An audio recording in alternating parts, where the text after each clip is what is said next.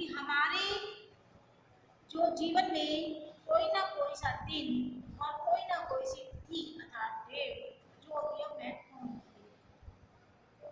कुछ तारीखों को हम अपने जो समय बीतता है या कुछ अच्छी सी बातें होती हैं या कुछ बुरी बातें होती हैं उनके द्वारा उस तिथि को हम याद रखते हैं। जिस तरह से हमारा जन्म दिवस होता है हम उसको कितनी अच्छी तरीके से याद रखते हैं, यह इस दिन हुआ है। और मम्मी भी बताती है ना कि बेटा ये तारीख थी और ये वाला दिन था। तो उसी प्रकार से कोई ना कोई जीवन की महत्वपूर्ण घटनाएं ऐसी होती है जिसमें तारीख और दिन याद रखा जाता है। आज आपका पाठ इसी से संबंधित है। हिंदी फर्स्ट में पाठ 6 13 तारीख और शुक्रवार का दिन। इसको लिखने वाले जो लेखक हैं उनका नाम है वृंदावन लाल वर्मा। ठीक है, इसमें मैं छोटी सी कहानी ऐसे ही बता रही हूँ। जो देश के प्रति अपना प्रेम रखते हैं, ठीक है, जिनके अंदर देश प्रेम की भावना होती है, उन्हें चाहे कितनी भी कार्य से मुक्ति मिल जाए, लेकिन समय पड़ने पर यदि उन्हें देश के हित के लिए पुकारा जाता है तो वह दौड़कर चले आते हैं। वह अपना मान सम्मान या किसी भी चीज की परवाह नहीं करते। उन्हें केवल क्या लगन होती है कि हम इस कार्य को अच्छे ढंग से कर सकते हैं या हमें इससे प्रेम है। बेटा मातृभूमि के लिए सभी अपने जो मातृभूमि होती है यानी कि जो हमारा देश होता है उसके लिए सभी जने जो होते हैं उन्हें तत्पर तैयार रहना चाहिए। जिस प्रकार हम अपने परिवार में अपने माता पिता का मान सम्मान करते हैं उसी प्रकार हमें अपनी इस धरती का भी मान सम्मान करना चाहिए। तो आज ये वाला जो पाठ है आपका इसी पर आधारित है। सभी बच्चे अपनी किताब निकालेंगे और उसको ध्यानपूर्वक पढ़ेंगे। ठीक बेटा, दिसंबर का महीना सभी बच्चे जानते हैं बहुत ठंड होती है, कड़ाके की, जिस पर इंग्लैंड के उस भाग की सर्दी जहां ब्राउन रहता था। ब्राउन इसमें मुख्य पात्र दिखाया है। मुख्य पात्र कौन होता है बेटा, जिसके विषय में पूरी इसके अंदर कहानी लिखी हुई है। वह रहता था समुद्र किनारे के उस हिस्से में जहां पूरा पूरा और हिमपात न चैन लेता था और न लेन देता था, अर्थात वहां पर बर्फ बहुत पड़ती थी। ब्राउन अपनी माँ, पत्नी और 2 बच्चों के साथ एक कमरे की दीवार की सतह से लगी हुई सिकड़ी में कोयला झोंक कर आग ताप रहा था। सांझ हो चुकी थी। सांझ माने क्या होता है, शाम। जब आपको पता है जब सर्दी ज्यादा हो जाती है तो क्या नाम है, मम्मी दरवाजा बंद कर देती है ना, आँच वगैरह लगा देती है कि क्या नाम है जी, हाँ बेटा यहीं पे तपस मिलेगी, गर्मी मिलेगी, जिससे ठंड ना लग जाए। तो उसी प्रकार से ब्राउन भी कर रहा था। ब्राउन अंग्रेजी जहाजी सेना में एक पनडुब्बी होती है बेटा, जैसे जहाज होते हैं ना, उनका होता है सबमेरीन का नायक रह चुका था।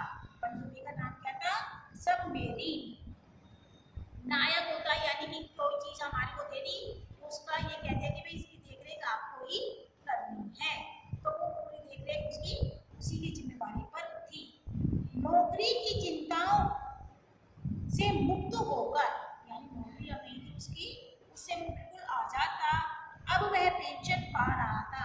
पेंशन होती है जो हमारे को सरकार के द्वारा या किसी संस्था के द्वारा जब हम काम करने योग्य नहीं होते, एक अवस्था हो जाती है तो उसका जो हिस्सा होता है ना हमारी तनख्वाह का, उसके रूप में दिया जाता है। ढलती आयु का था परंतु था स्वस्थ, लेकिन वह भी स्वस्थ था क्योंकि किसी भी सेवा से निवृत्त होने के लिए एक आयु निश्चित कर दी जाती है। तो उसका लेकिन वैसे वह कैसे था, वह था अभी स्वस्थ था, लेकिन उसे फिर भी क्या कर दिया गया था, उसे अपनी नौकरी से मुक्त कर दिया गया। वह उस समय अपने और साथियों के कुछ समुद्री अनुभव रोचक ढंग से सुना रहा था। जब हमारी कोई अच्छी सी बातें होती है, हम अपने घर में बैठकर एक दूसरे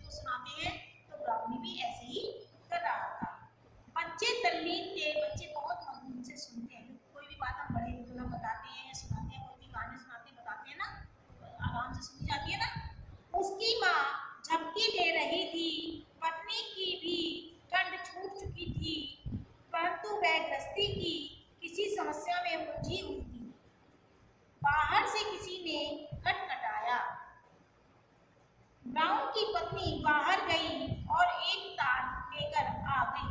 तार होता है बेटा वह जो जल्दी से सूचना डाकखाने के द्वारा दिया जाता है और जल्दी ही सूचना भेज देता है। पहले मोबाइलों का नहीं था हिसाब, अब तो बेटा मोबाइलों के द्वारा काफी काम होता है, पहले तार ही चलते थे। ब्राउन ने जल्दी से तार खोलकर पढ़ा और स्तब्ध रह गया, यानी अचंभे में रह गया। बुढ़िया भी जाग गई थी। बुढ़िया बोलती ब्राउन की माता जी। किसका तार है, क्या है इसमें, बुढ़िया ने पूछा। पत्नी की उत्सुक दृष्टि से वे भी प्रश्न था, यानी कि उसकी जो पत्नी थी ब्राउन की वह भी बड़ी उत्सुक दृष्टि से देख रही थी, ये तार किसका आया है और किसका नहीं। बच्चे हैरान थे। ब्राउन ने तार पढ़कर सुनाया, तुम तुरंत मिलने आओ। यह तार लिखा था विंस्टन चर्चिल ने। किसने लिखा था, विंस्टन चर्चिल ने। सन 1918 की बात है। सन याद रखिए बेटा सभी, 1918 की बात है। उस समय चर्चिल अंग्रेजी जहाजी बेड़े का प्रधानामात्य फर्स्ट लॉर्ड ऑफ एडमिरल्टी था। जर्मनी में घोर युद्ध हो रहा था। तुर्की भी जर्मनी के साथ युद्ध में शामिल था, यानी तुर्की और जर्मनी एक साथ थे। अमेरिका अंग्रेजों के साथ था, परंतु भूमध्य सागर जर्मनी की पनडुब्बियों और तुर्की की एक ड्रेडनॉट भारी भरकम फौजी जहाजों ने जो उपद्रव मचा रखा था, उपद्रव होता यानी काफी हिंसा, मतलब काफी लड़ाई करना वाले होते हैं, उसके कारण स्वेज नहर का मार्ग बंद हो गया था। न अमेरिका कुछ कर पा रहा था और न ही इंग्लैंड, क्योंकि तुर्की और जर्मन एक साथ थे। युद्ध ने भयानक रूप धारण कर रखा था। ब्राउन समाचार पत्र में पढ़ता रहता था। ब्राउन को ये वाली बात पता थी, क्योंकि वह प्राइम में पढ़ रहा था, जो अखबार आते हैं उसके अंदर पढ़ता था। चर्चिल ने क्यों बुलाया, उसे आश्चर्य था। उसे किस विषय का आश्चर्य था कि जब मेरे को नौकरी पे से मुक्त कर रखा है, तो फिर मेरे पास ये तार किस लिए आया, मुझे क्यों बुलाया गया है। पत्नी बोली, अपने ही देश में कोई काम देना चाहते होंगे चर्चिल, शायद जहाज या नावें बनवाने का कार्य या उनकी देखभाल, यानी बुला रहे होंगे कि भाई आप आ जाइए और देखभाल कर लीजिए इसकी। माँ बोली, पेंशन दे दी है, ब्राउन को विश्राम लेने दे। उसकी माँ तुनक कर क्या बोली कि भाई पेंशन जब मिल रही है तो वो फिर क्यों बुला रहा है, उसे ये नहीं पता कि वह आराम कर ले। देखो चर्चिल ने क्यों बुलाया, न मालूम क्या बात है, जाने पर ही पता चलेगा, धीमे स्वर में ब्राउन ने कहा। ब्राउन ने कहा, क्या कहा, ब्राउन ज्यादा नहीं कुछ बोला। ब्राउन ने ये कहा कि भाई मैं जब जाऊंगा मुझे जब भी तो पता चलेगा, ऐसे में कैसे कह दूं कि उसने मुझे क्यों बुलाया हैगा। हमें कहानी सुनाओ, कहानी अभी अधूरी है। एक बच्चे ने आग्रह किया। आग्रह माने होता है निवेदन। तो बच्चे को तो बेटा नहीं समझ रहे, उन्होंने इस बात को ना सोच के उन्होंने क्या क्या कहा अपने पिता से कि हमें आगे की कहानी तो सुनाइए। ब्राउन कहानी कहने लगा। दूसरे दिन की पहली गाड़ी से ब्राउन लंदन के लिए रवाना हो गया। जैसे ही वह चर्चिल के कार्यालय में पहुंचा, चर्चिल ने उसे तुरंत बुला लिया। चर्चिल कौन था, जर्मन का, है ना, तुर्की के साथ में था ना, मिले हुए तुर्की और जर्मन एक साथ थे, तो वहां का था, उन्होंने उसे बुला लिया। इधर ब्राउन ने फौजी सलाम किया, जैसे फौज में सलाम करते हैं, नमस्कार करने का अलग होता है, लेकिन जो हमारी संस्थाएं होती है बेटा, वहाँ का कोई असूल होता है, वहाँ पे नमस्कार या सलूट देने का अधिकार अलग अलग तरीके से सिखाया जाता है।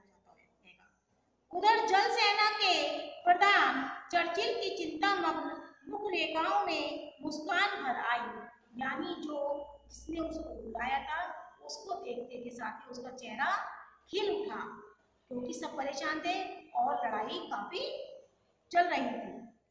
चर्चिल ने कहा, तुर्की का ड्रेडनॉट जहाज भूमध्य सागर में बड़ा उत्पात मचा रहा है, तुम उस उत्पात को मिटा सकते हो, इसी विश्वास पर मातृभूमि ने तुम्हारा स्मरण किया है, अर्थात याद किया है तुम्हारे को मातृभूमि ने। तैयार हो जाओ। जो आज्ञा ब्राउन ने मुंह से निकाला। क्योंकि बेटा जो सच्चे होते हैं, मैंने आपको पहले ही बताया था, वो कभी भी अपने कार्य से पीछे नहीं हटते हैं। हटना किसी को भी नहीं चाहिए अपने कार्य कर्तव्य के प्रति। अगर कभी कोई समस्या आती है तो हमें अग्रसर होकर तैयार रहना चाहिए। मैं जानता था पेंशन लेने पर भी तुम मातृभूमि की सेवा से मुंह न मोड़ोगे। मुझे भरोसा था तुम्हें एक सबमरीन दिखाता हूँ, यानी कि जो पनडुब्बी होती है जहाज टाइप का, तो वो दिखाने के लिए लेके जाता है। उसी को लेकर तुम्हें अपने साथियों सहित यात्रा करनी पड़ेगी। तुम्हें इन साथियों के चुनाव का अधिकार रहेगा, यानी कि मैं तुम्हारे सामने कुछ अच्छे से मान लो जो सेना के वो है ये उनको खड़ा कर दूंगा, उनमें से तुम्हें छांट लेना कि तुम्हें कौन से वाले अपने साथ में रखने हैं। इनमें से अधिकतर पेंशन प्राप्त नाविक होंगे, यानी उन्होंने किसको बुलाया? उन्हें ही बुलाया था जो पेंशन प्राप्त कर रहे थे, यानी जो इन समस्याओं से पहले जूझ चुके थे। आप टीवी वगैरह में बेटा पिक्चर भी देखते होंगे, उसमें भी कई मूवी ऐसी दिखाई गई है जिसके अंदर उनको ज़्यादा वो दिया जाता है, भाग दिया जाता है काम के लिए कि जो पहले इस काम को कर चुके होते हैं, क्योंकि उन्हें इस काम का अनुभव ज़्यादा होता है। इस वजह से उन्होंने ब्राउन को बुलाया था। ब्राउन ने हामी भरी, यानी हाँ कर दिया। चर्चिल उसे सबमरीन दिखाने के लिए ले गया जिसके द्वारा तुर्की के उस ड्रेडनॉट को ध्वंस करना था, यानी उसे नष्ट करना था, जो मध्य सागर में उपद्रव के बवंडर उठा रहा था। सबमरीन जलमग्न नौका जहाजी कारखाने के बाड़े में एक तरफ समुद्र के किनारे पड़ी थी, यानी उसके अंदर कोई भी जानती, कहते हैं ना कोई बेकार सी चीज होती है उसको एक कूड़े में डाल दिया जाता है, तो से वो जो नावी होती पनडुब्बी थी उसे भी उन्होंने एक तरफ डाल रखा था, वो बिल्कुल भी सही नहीं थी। यह सब मेरी जहाजी बेड़े से निकाली जा चुकी थी, बेकार थी और इसको नीलाम किया जाना था। जब कोई चीज बेकार हो जाती है तो उसे बेचते हैं ना। इसका लोहा लंगर काट कबाड़ और 6-6 इंच ऊपर निकलती हुई डिबरी कीले कबाड़ी के काम के तो हो सकते थे, परंतु समुद्र में डूबकर मीलों रास्ता टटोलते हुए तुर्की के ड्रेडनॉट पास पहुंचकर उसका विध्वंस करना तो इसकी जन्मपत्री में लिखा मालूम नहीं होता था। यानी उसकी स्थिति इस तरह की थी कि बेटा एक पानी में जाकर, वो मध्य सागर के बीच में जाकर किसी भी चीज से उस हिम्मत लेना, लोहा लेना बड़ा मुश्किल का काम था, क्योंकि उसकी स्थिति बहुत ही जर्जर थी। रास्ता टटोलते नीलामी के लिए पड़ी हुई नाम मात्र इस सबमरीन को देखकर ब्राउन के चेहरे पर हवाइयां उड़ने लगी। उसने सोचा ये तो कटोरिया टूटी है, मैं इसको कैसे करूंगा, और मेरे को मालिक ने दिए भी यही दिया है करने के लिए, तो उसके होश उड़ गए कि मैं इसको कैसे काम करूं इसको। लेकिन देखिए जब कहते हैं जहाँ सोच होती है वहां पे राह अपने आप ही निकलती जाती है। केवल यही सबमरीन हमारे पास है, चर्चिल ने कहा। चर्चिल ने कहा केवल यही है हमारे पास, इससे ही आपको जीतना है। ये तो बिल्कुल खस्ता है, ब्राउन ने निराश होकर कहा, यानी मायूस होकर कहा। ब्राउन के मुंह से यह बात मातृभूमि क्या कहेगी? अपनी सशक्त संतान के पोशाक और कौशल को अपनी सहायता के लिए पुकार रही है वह, तो वो उसे समझाते हैं कि जब भाई हमने आपको पुकारा, आपके अंदर कुछ देखा है, जब भी तो भाई मातृभूमि कह रही है आकर मेरी रक्षा करो, मैं नहीं चाहती कैसे करोगे, है ना। तो उन्होंने क्या समझाया कि हमने आपको काहे के लिए बुलाया, हमने आपको इसीलिए तो बुलाया है। ब्राउन को परेरू आई धीमे परंतु दृढ़ स्वर में से बोला, मातृभूमि की आज्ञा का पालन करूंगा, इसी नौका से तुर्की ड्रेडनॉट का विध्वंस किया जाएगा। और उसने हिम्मत रखी और उसने कहा मैं इसी से नष्ट कर दिखाऊंगा। चर्चिल हर्षमगन हो गया, यानी मैं खुशी हो गया कि भाई इसने इस काम को मान लिया है। इस नौका की जितनी और जैसी मरम्मत हो सकती है परंतु तुरंत करवाता हूँ। ब्राउन घर चला गया। बच्चों ने कहा हमें कहानी सुनाओ ना। हाँ हाँ जरूर। और ब्राउन बच्चों का मन बहलाने लगा। कुछ ही दिन पूर्व चर्चिल का तार आया। 13 दिसंबर शुक्रवार के दिन तुम्हें कूच करना है। क्या तार आया था कि अब आप तैयार हो जाओ, 13 तारीख है, दिन शुक्रवार है और आपको लड़ाई के लिए तैयार हो जाना है, यानी वहां चले जाना है। साथियों का चुनाव इसके पहले कर लो, यानी तुम्हें जो लेके जाना उनका चुनाव आप पहले ही कर लीजिए। माँ और पत्नी घबरा गई। यह तो बहुत मनहूस दिन है, 13 तारीख और शुक्रवार का दिन, पूरा अपशगुन। कोई और तारीख लगवा लो, क्योंकि 3 के आंकड़े को बेटा कोई भी इवन नंबर और ऑड नंबर होता है ना, इसको कोई अच्छा नहीं मानता है। ऑड नंबर को, इवन नंबर को ज्यादा अच्छा मानते हैं। तो उन्होंने क्या कहा 13 तारीख, तो इसको मतलब करवा रहे हैं। बच्चे कह रहे थे तुम जा रहे हो, हमें कहानी कौन सुनाएगा। देखिए कितनी अच्छी बात कही, हमें कहानी कौन सुनाएगा। ब्राउन जानता था कि लौटना शायद असंभव है। जल समाधि ही भाग्य में है। बड़ी मुश्किल से अपने को संयत करके इतना ही कह पाया, मातृभूमि की आज्ञा है। क्या कह पाया था कि भाई हो सकता है कि नहीं मैं वापस आऊं, भाई पानी में ही डूब जाऊं। तो यही, लेकिन क्या है, ये मेरी मातृभूमि की यही आज्ञा है कि लेकिन मेरे को तो सेवा करने के लिए जाना ही पड़ेगा। परमात्मा का सुमिरन करो, मनहूस तारीख और दिन कुछ नहीं कर सकते। उसने क्या कहा कि चाहे कोई सी भी तारीख हो, लेकिन परमात्मा का स्मरण करो कि कभी भी कोई सी भी दिन ऐसे ना समझा करो। हो सकता है वापस भी आ जाए, तो किसी भी दिन को मनहूस मत समझो। और वह उन्हें रोता हुआ छोड़कर जल्दी से चला गया। 13 तारीख और शुक्रवार के दिन ब्राउन अपने 15-16 साथियों के साथ चल पड़ा। पूरे उत्साह के साथ उन सभी ने अपना राष्ट्रीय गीत गाया और मनुष्यत की झांक को पहुंच डाला। राष्ट्रीय गीत क्या होता है, जो एक अपने देश का बनाया हुआ गीत होता है, राष्ट्रीय के नाम संबोधित होता है, उसे राष्ट्रीय गीत कहा जाता है। हमारे देश का राष्ट्रीय गीत भी है ना, सभी गाते हैं ना राष्ट्रीय गीत। तो इसी प्रकार से इसका इनके यहाँ का भी राष्ट्रीय गीत था, जो हम अपने देश को के सम्मान के लिए गाते हैं।